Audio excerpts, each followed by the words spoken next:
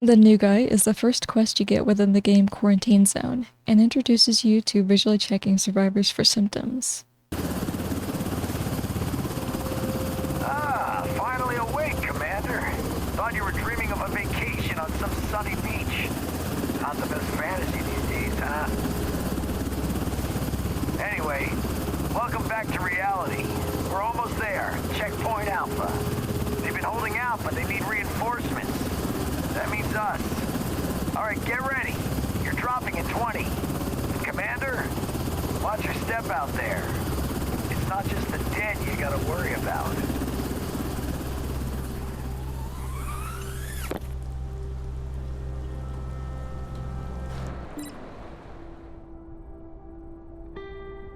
There's a walkie-talkie to the left side of the room, beside your computer, that tells you there will be no evacuations today, because nobody's healthy enough to leave this place right now.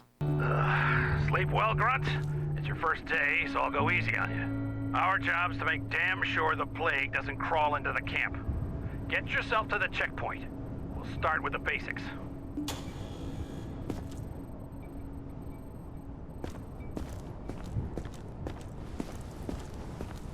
Georgie is not in a sewer somewhere chasing down a paper boat, but he is sitting at a desk with monitors and equipment in the middle of a rainy day.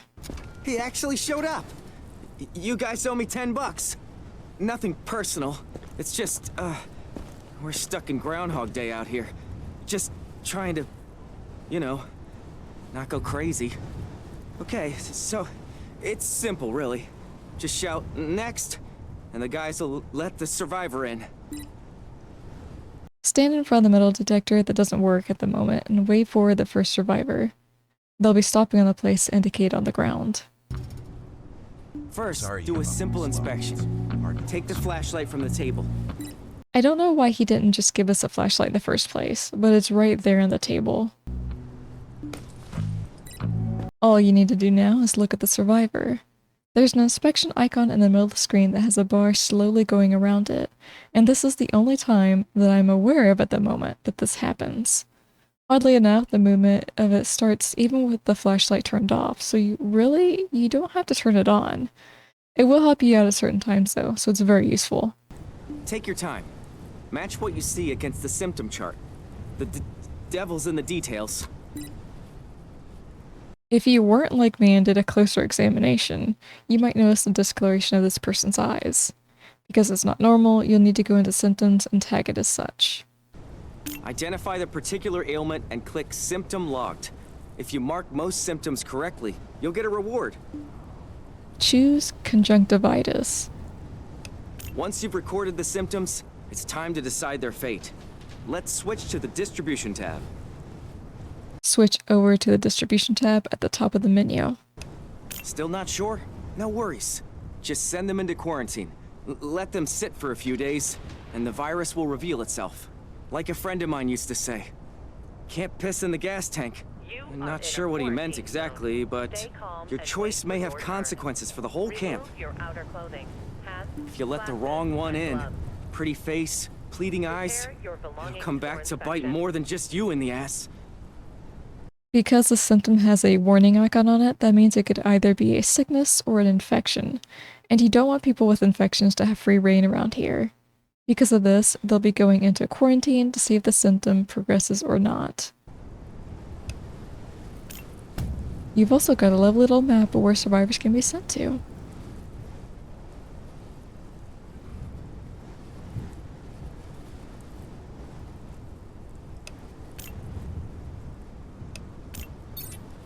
Crying out loud. Bring forth the next victim. You're not going to detain me, right? This is meant to be a survivor with no symptoms, but you can still do a visual check to get acclimated with the procedure.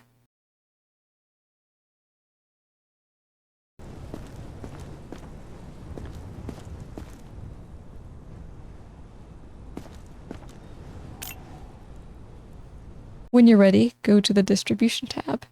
In 4 days, we will be evacuating the survivors block. The top brass will be very upset with us if we don't move a adequate number of healthy people. Carefully examine the survivors in the line, and send the unaffected onto the block. Send them to the survivor's block. Sorry. Now it's your turn to visually check the rest of the survivors and send them to where you think is best. On the top right of the screen, you'll get money for doing things right, such as eliminating an infected person, and lose money for doing things wrong, like eliminating a civilian.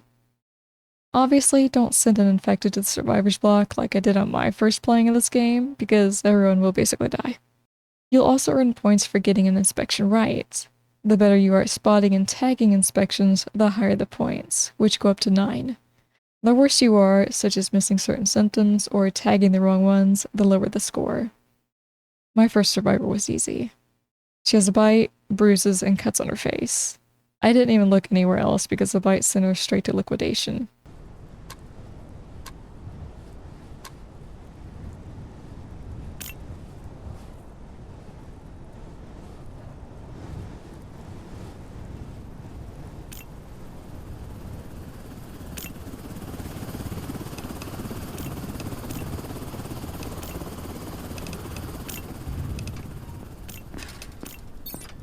Don't say anything.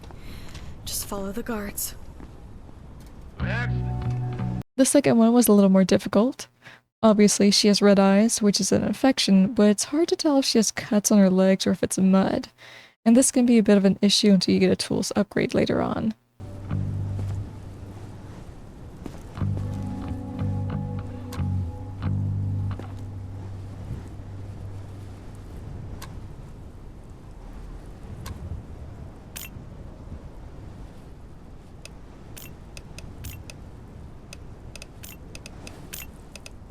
I think I got an error here because I thought she had freckles on her face, but I don't think she actually does.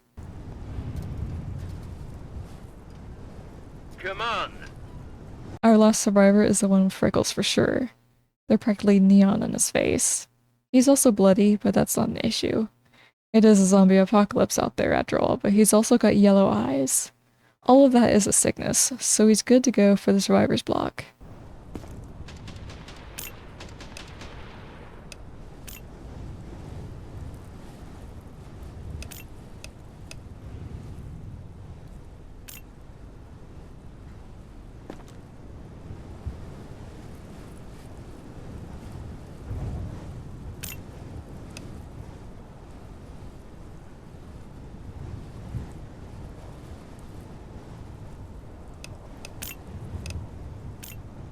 It seems I missed something because it was a competent inspection, but I don't know what it would have been. This game sometimes gives you a hard time at trying to figure out if there's a symptom or not. Oh god, that's it! Not that hard, right? Also, can you try to avoid excessive executions, please? We'd like to keep our jobs. And that's it. You shuffle survivors where they need to go, then sleep it off. The next day you wake is when you find out how badly you screwed up.